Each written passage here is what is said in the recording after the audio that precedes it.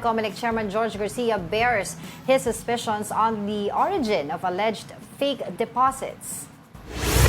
Garcia says Leo Consulting made the deposits into his purported offshore bank accounts in the Cayman Islands. It is allegedly owned by a certain Jose Herrera, director of a firm that shares an address with Smartmatic Services. Smartmatic was disqualified by the Comelec in November 2023 from participating in the bidding for future elections. Just today, a federal grand jury in the U.S. announced the indictment of former Comelec Chairman Andy Bautista and 3 Smartmatic officials. Bautista allegedly received bribe money from executives of the election provider who were also said to be involved in money laundering scheme.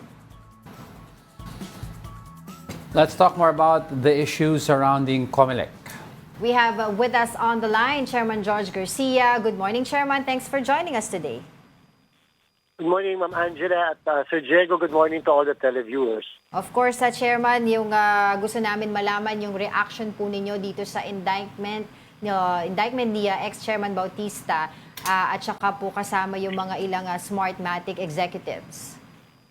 Ang akin pong masasabi, Ma'am Angela, sa mga kababayan natin, sa kasalukuyan, let's exercise presumption of innocence until proven guilty beyond reasonable doubt. Alam nyo, mas maganda po yung ganon. Hindi pa naman po final ang conviction, wala pa namang conviction na nangyayari, and therefore, pinakailangan ang korte ang maglilitis ng kaso na yan. Sa part naman po ng Comelec, parang vindicated kami sapagkat siyempre dinisqualify po namin yung company base sa aming mga pagkakaalam tungkol sa mga bagay na binabanggit po na USDOJ. At dahil po yan ay mismo pinayagan na ng grand jury mismo ng Amerika, ibig sabihin po talaga may basihan naman pala yung pagkaka-disqualify namin sa kumpanya. Chairman George, do you think po na yung Smartmatic din ang nasa likod ng offshore bank account issue na pinupukol po sa inyo? Sir Diego, ayaw kong sabihin na direct. Pero ang sinasabi ko po, gusto kong magkaroon ng kasagutan yung katanungan ko kahapon. Bakit iisa lang ang address ng lahat ng mga kumpanya, yung nagdeposito, maaari sila rin na may-ari ng accounts eh. At pagkatapos yung mismong, yung po mga connection, ay iisa po lahat na address. So, alam niyo po, kahit sa atin dito sa Pilipinas, pag iisa lahat ang tirahan nyo, mukha namang related kayo lahat. Yes, oo.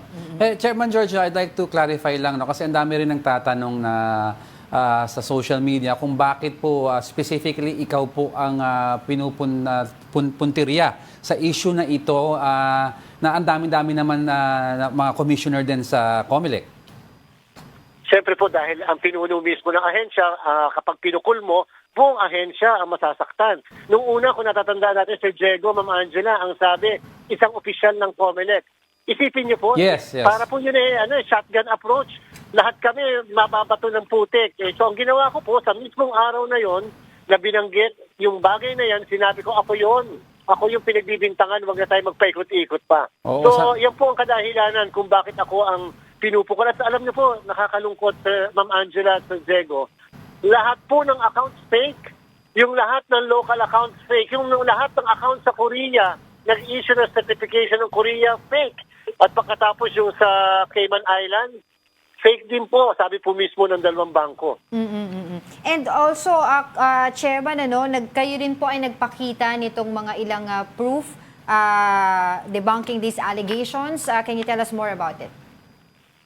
Ma'am Angela, una, ako po hindi pa nakakapunta, nakakatuntong, kahit tuko ng daliri ng paa ko nakakatapak sa United States, sa Amerika. Wala pa po ako napupuntahang teritoryo o estado ng Amerika. Kahit po sa Cayman, hindi pa po ako nakakapunta, hindi ko nga po alam kung saan yung Cayman na yan.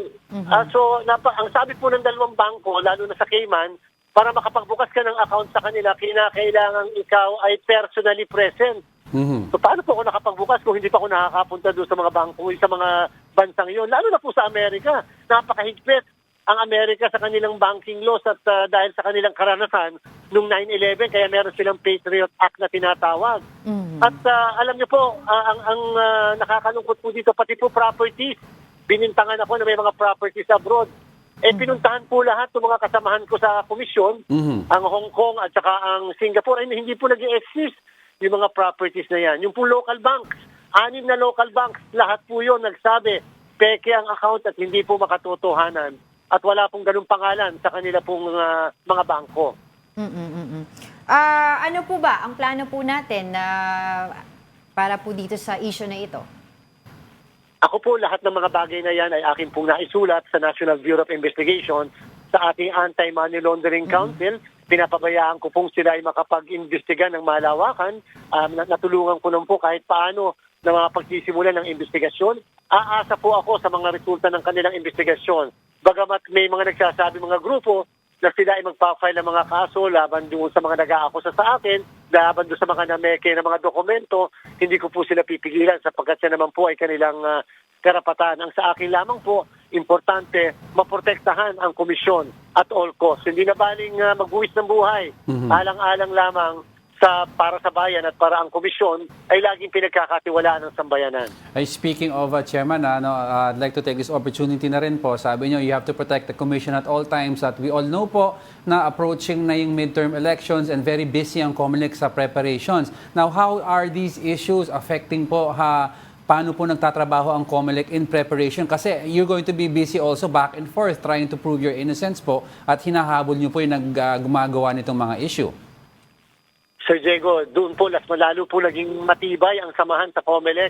Nakita at pinakita po namin na kami iisa at nagsasama-sama. Lalo po ngayon, napakataas ng moral ng buong komisyon dahil napatunayan namin ang lahat ng ito ay pagbabato ng putik, paninira ng pangalan, puri at karangalan. At dahil po dyan, napagkasunduan namin lahat, trabaho lang po tayo. Kinakailangan walang ma-delay sa ating pong preparasyon. Yung timelines natin ay dapat masunod. Dahil ang susunod na taon, Ma'am Angela, Sir Diego, ay super election year. Yes. Meron po tayong national and local election ng May 12, kasabay po nito first time. Bangsamoro parliamentary election at 5 buwan pagkatapos po ay ang barangay and SK elections. Bagamat tayo po binabato ng ganyan, sabi ko nga po hindi na baling ako na lang yan. Tatanggapin ko po lahat ng yan. Subalit wag lang po ang komisyon at ang aming mga proseso. Lastly, Chairman, sabi niyo po, kayo po ay nagpaplano mag-file ng ethics complaint against Congressman Marcoleta and he said it's a free country, you can do that. Your reaction on that? Hihintayin ko po yung result ng NBI investigation at saka Anti-Money Laundering Council. Alam niyo po, lahat ng aking mga sinabi at lahat ng pag-deny ko po ay pinanumpaan ko. Alam niyo po talaga dito, Ma'am Angela at saka Sir Diego, napaka-unfair ng mundo natin, ang ating bansa. Sapagkat tayong mga ordinary mga mamamayan, mga anak, mga mahihirap, mga anak, mga hampas lupa, wala po tayong immunity. Pagka tayo nagsalita ng mga pangalan, pwede tayong maidemanda.